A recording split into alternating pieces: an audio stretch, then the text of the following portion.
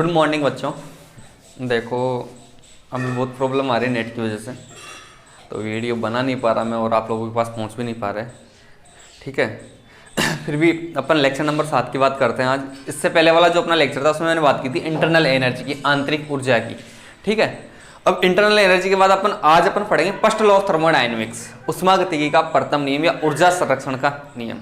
मैंने यहाँ हेडिंग डाली है बोर्ड पे, आप लोग भी हेडिंग डाल दो, उष्मागतिकी का प्रथम नियम या ऊर्जा संरक्षण का नियम। First law of thermodynamics, the law of conservation of energy, the law of conservation of energy. देखो अपन आज फर्स्ट लॉ की बात करते हैं। मैंने पहले भी बताया था, फर्स्ट क्लास मैंने बताया था कि फर्स्ट लॉ क्या होता है। तो वहां पर मैंने बोला था कि जो यूनिवर्स होती है उसकी कुल एनर्जी कांस्टेंट रहती है, क्योंकि मैंने यहाँ लिखा ना ऊर्जा संरक्षण का नियम। तो उष्मागतिकी का प्रथम नियम ये बताता है कि ब्रह्मांड की कुल ऊर्जा स्थिर रहती है। क्या बोला? ब्रह्मांड की कुल ऊर्जा स्थिर रहती है। कि ऊर्जा है ना, ऊर्जा को ना तो उत्पन्न किया जा सकता और न ही नष्ट किया जा सकता, केवल ऊर्जा को एक रूप से दूसरे रूप में परिवर्तित किया जा सकता है। जैसे अपन देखते हैं यांत्रिक ऊर्जा को विद्युत ऊर्जा में बदलते हैं, विद्युत ऊर्जा को यांत्रिक ऊर्जा में बदल देते हैं अपन। ठीक है, और इसके अलावा केमिकल एनर्जी को अपन विद्युत ऊर्जा में कन्वर्ट कर देते हैं। तो ये होता है कि एनर्जी का कन्वर्जन हो सकता है बट एनर्जी को उत्पन्न नहीं किया जा सकता। ये अपना फर्स्ट लॉ होता है। यह अपन बोल सकते हैं कि जो अपना सिस्टम होता है और सराउंडिंग होता है ना, सिस्टम और सराउंडिंग, क्या मैंने क्या बोला? सिस्टम और सराउंडिंग, निकाय, तंत्र और पारिपार्श्विक की कुल ऊर्जा स्थिर रहती है। ठीक है, यह बोला जा सकता है कि उनकी जो ऊर्जा होती है एक रूप से दूसरे रूप में परिवर्तित हो सकती है, बट ऊर्जा को न तो उत्पन्न किया जा सकता और न ही नष्ट किया जा सकता। यह अपना फर्स्ट लॉ ऑफ थर्मोडायनेमिक्स है, उष्मागतिकी का प्रथम नियम है। अब इससे कुछ कंक्लूजन निकाले गए, कुछ निष्कर्ष निकाले गए। उसमें बोला गया, उसमें भी यही बात बोलते हैं कि ऊर्जा को न तो उत्पन्न किया जा सकता और न ही ऊर्जा को नष्ट किया जा सकता है, केवल एक रूप से दूसरे रूप में परिवर्तित किया जा सकता है। क्या बोला? केवल एक रूप से दूसरे रूप में परिवर्तित किया जा सकता है। सेकंड, इसमें यह बोला गया कि ब्रह्मांड की कुल ऊर्जा स्थिर रहती है। जो मैंने अभी बता दिया, ब्रह्मांड की कुल ऊर्जा स्थिर रहती है, अर्थात कोई भी सिस्टम और सराउंडिंग है उनकी कुल ऊर्जा क्या है? कॉन्स्टेंट है, स्थिर है, फिक्स है। सिर्फ क्या होता है, एक रूप से दूसरे रूप में परिवर्तित कर सकते हैं। थर्ड, ये बोला गया कि ऐसी कोई मशीन बनाना पॉसिबल नहीं है कि जो बिना रुके, एक वर्ड दिया है शाश्वत, बिना रुके हुए चलती रहे। ठीक है, और कार्य करती रहे कि उसको एनर्जी नहीं देना पड़े। ऐसी कोई मशीन बनाना पॉसिबल नहीं है जिसको अपन बिना एनर्जी दिए वर्क करवा सकते हैं। तो वर्क करवाने के लिए एनर्जी उसको देनी पड़ेगी। ठीक है, यह तो अपने उष्मागतिकी के जो प्रथम नियम थे उसकी कुछ बातें थी। अब आप लोग हेडिंग डाल दो, उसके बाद अपन मैथमेटिकली कंक्लूजन पढ़ेंगे, इसका गणितीय रूप पढ़ेंगे। ठीक है, आप लोग हेडिंग डाल दो, उष्मागतिकी का प्रथम नियम या ऊर्जा संरक्षण का सिद्धांत या ऊर्जा संरक्षण का नियम, first law of thermodynamics, the law of conservation of energy. ठीक है, लिखो उसमें। इस सिद्धांत के अनुसार ऊर्जा को न तो उत्पन्न किया जा सकता और न ही नष्ट किया जा सकता है। इस सिद्धांत के अनुसार ऊर्जा को न तो उत्पन्न किया जा सकता और न ही नष्ट किया जा सकता है, केवल ऊर्जा को एक रूप से दूसरे रूप में परिवर्तित किया जा सकता है। केवल ऊर्जा को एक रूप से दूसरे रूप में परिवर्तित किया जा सकता है, एक रूप से दूसरे रूप में परिवर्तित किया जा सकता है। इस नियम को निम्न प्रकार से भी परिभाषित कर सकते हैं। इस नियम को निम्न प्रकार से भी परिभाषित कर सकते हैं, परिभाषित कर सकते हैं। किसी तंत्र और उसके पारिपार्श्विक की, सराउंडिंग की, कोई भी सिस्टम और सराउंडिंग है, किसी तंत्र और उसके पारिपार्श्विक की कुल ऊर्जा स्थिर रहती है। कुल ऊर्जा स्थिर रहती है, इसके पारिपार्श्विक की कुल ऊर्जा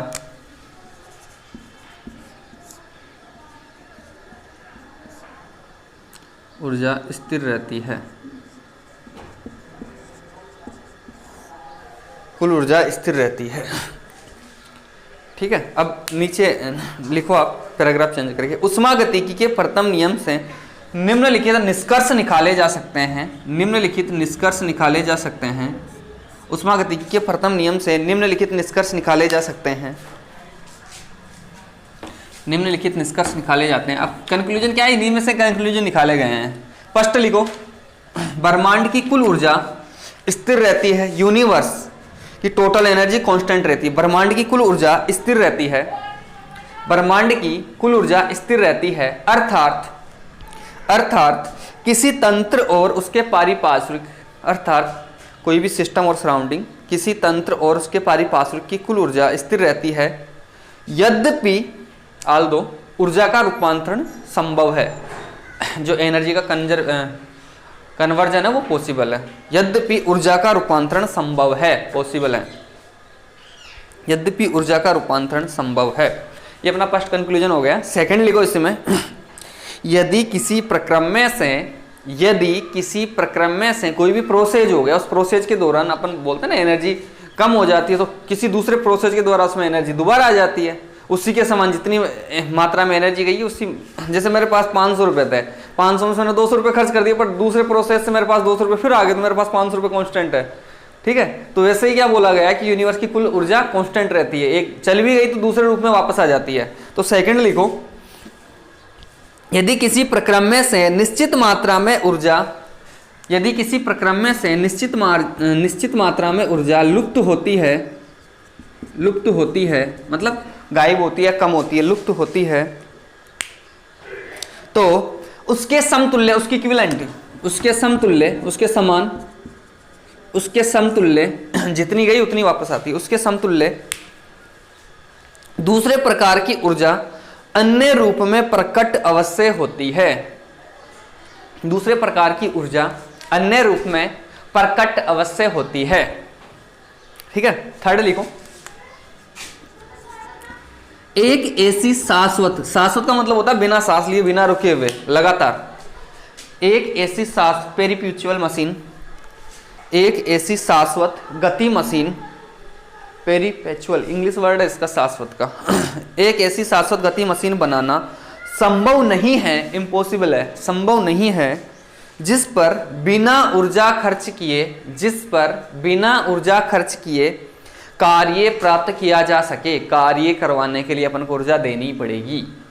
मैंने बोला एक ऐसी शाश्वत गति मशीन बनाना संभव नहीं है जिस पर बिना ऊर्जा व्यय किए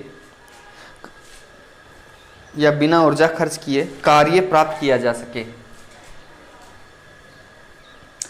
ठीक है, तो ये अपने इसके कंक्लूजन थे, कुछ तीनों कंक्लूजन की बात हो गई।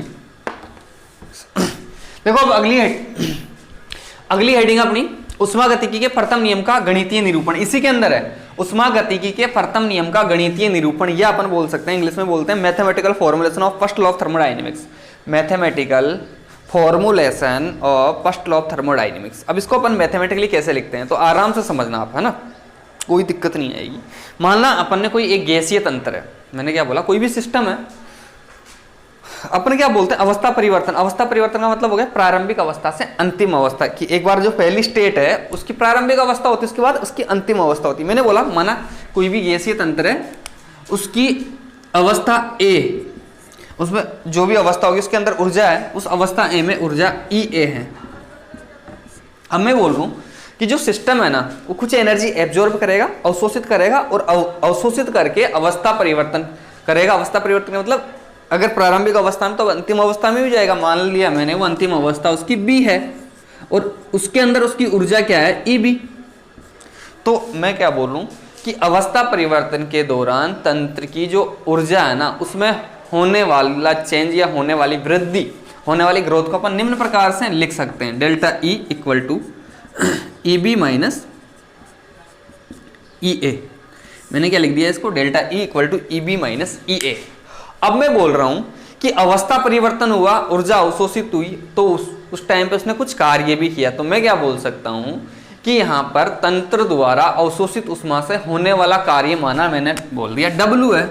मैंने बोला तंत्र द्वारा अवशोषित उष्मा से किया गया कार्य W हो, तो इसमें जो अवशोषित उष्मा है उसको अपन किस तरह से लिख सकते हैं। मैंने दोबारा सुनना कि कोई भी सिस्टम था, वो सिस्टम अवस्था ए से अवस्था बी में गया, उसने कुछ एनर्जी एब्जॉर्ब की, तो पहले अवस्था ए में उसकी एनर्जी EA थी, तो एनर्जी एब्जॉर्ब करेगा तो अवस्था बी में चला गया, प्रारंभिक अवस्था से अंतिम अवस्था में आया तो उसकी ऊर्जा EB हो गई। ठीक है, तो वहां पर ऊर्जा के अंदर ग्रोथ हुई ना, उसकी एनर्जी बढ़ गई, तो वो बढ़ी हुई एनर्जी को मैंने लिख दिया delta E equal to EB minus EA। और मैंने बोला कि अवस्था परिवर्तन में जो तंत्र द्वारा किया गया कार्य वो W है। तो अपन अब क्या बोल सकते हैं कि प्रथम नियम के according, first law of thermodynamics जो बोलता है उसके अनुसार मैं बोल रहा हूं कि प्रथम नियम के अनुसार तंत्र द्वारा अवशोषित उष्मा, तंत्र द्वारा अवशोषित उष्मा को अपन कैसे लिख सकते हैं, तंत्र द्वारा अवशोषित उष्मा। तो मैं बोलूंगा ऊर्जा में हुई वृद्धि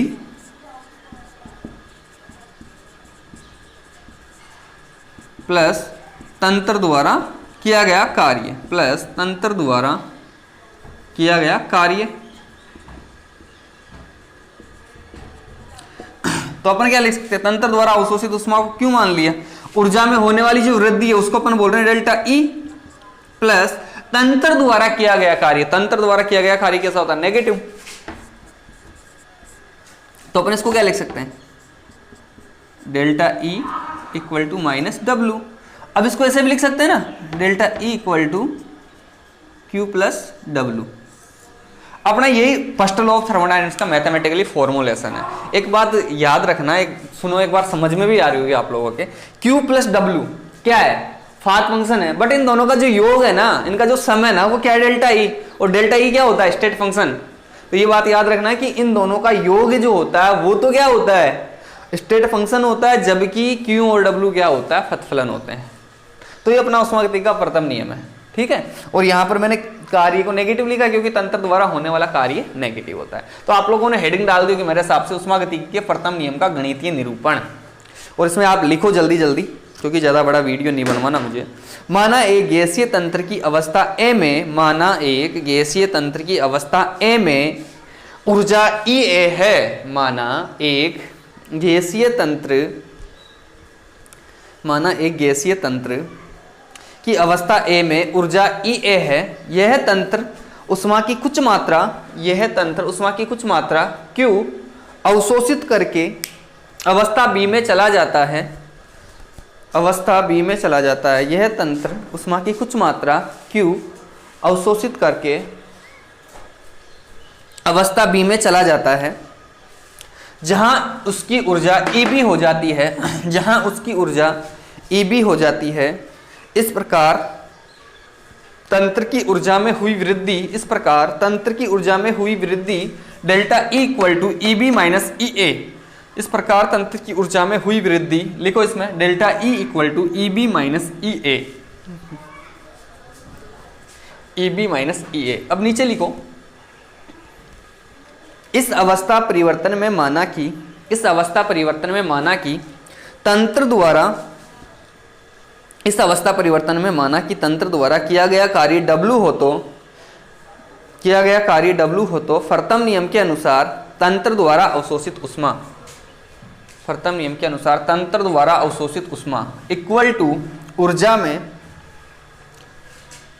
हुई वृद्धि प्लस तंत्र द्वारा किया गया कार्य, इक्वल टू ऊर्जा में हुई वृद्धि प्लस तंत्र द्वारा किया गया कार्य। नीचे लिख सकते हो आप, तंत्र द्वारा अवशोषित उष्मा इक्वल टू ऊर्जा में हुई वृद्धि और तंत्र द्वारा किया गया कार्य। तो तंत्र द्वारा कौन सी उष्मा अवशोषित की गई, तो मैंने लिख दिया उसको क्यू, ऊर्जा में होने वाली ग्रोथ को डेल्टा ई लिखा, और तंत्र द्वारा किया गया कार्य कैसा होता है, डब्ल्यू नेगेटिव, तो मैंने लिख दिया डब्ल्यू नेगेटिव लिखा। फिर मैंने यहाँ पर Q equal to delta E minus W आ जाएगा, प्लस और माइनस माइनस हो गया, और अपन ने लिख लिया डेल्टा, इस डब्ल्यू को इधर उठा के ले आओ तो क्या हो गया, delta E equal to Q plus W. ये अपना समीकरण नंबर 1 दे दो, इसको दे दो समीकरण नंबर 1। समीकरण 1 को उष्मागतिकी के समीकरण 1 उष्मागतिकी के प्रथम नियम का गणितीय रूप है। समीकरण 1 उष्मागतिकी के प्रथम नियम का गणितीय रूप है। यहाँ यह बात ध्यान देने योग्य है कि, यहाँ यह बात ध्यान देने योग्य है कि Q तथा W, Q तथा W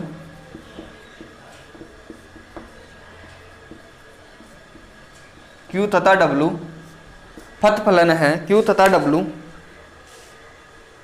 फत फलन है, परंतु इसका योग, परंतु इसका योग Q प्लस W एक अवस्था फलन है, परंतु इसका योग Q प्लस W एक अवस्था फलन है, क्योंकि अपन ने लिखा delta E equal to Q plus W, परंतु इसका योग Q प्लस W एक अवस्था फलन है।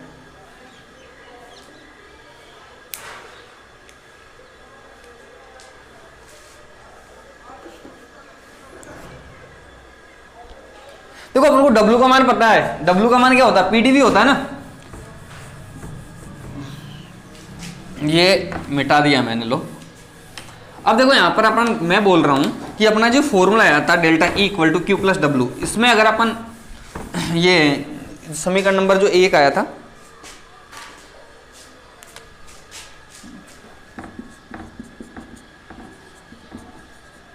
अब मैं बोलूँ यहाँ पर अपन अगर डब्ल्यू का मान रख दें, माइनस पी डी वी होता है ना डब्ल्यू का मान, तो ये क्या हो जाएगा, delta E equal to Q minus P D V, और अपन ने यहाँ पर अवस्था वो आयतन परिवर्तन किया था, delta E equal to Q minus P D V V1 से V2, और वहां पर अपन ने 3-4 कंडीशन लिखी थी, अगर होने वाला अवस्था परिवर्तन, आयतन परिवर्तन 0 हो, मुक्त प्रसार हो, सब कुछ लिखा था। तो डब्ल्यू का मान अपन ने लिख लिया ना, पीडीवी होता है।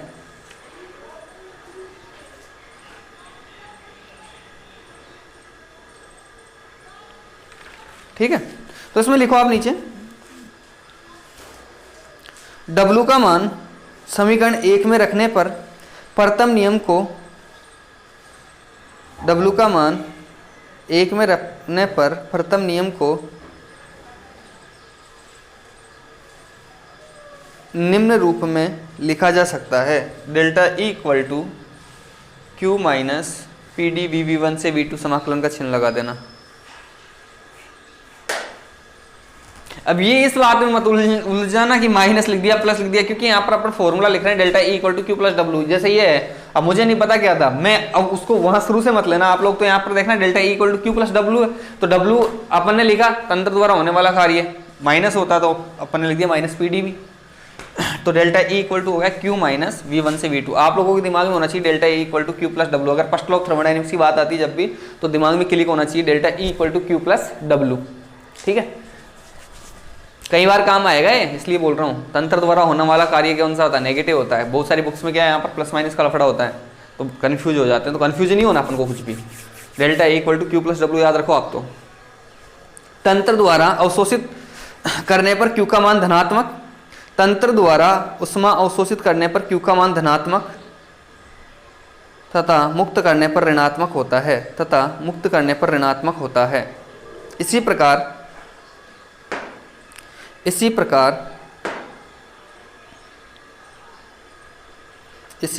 तंत्र द्वारा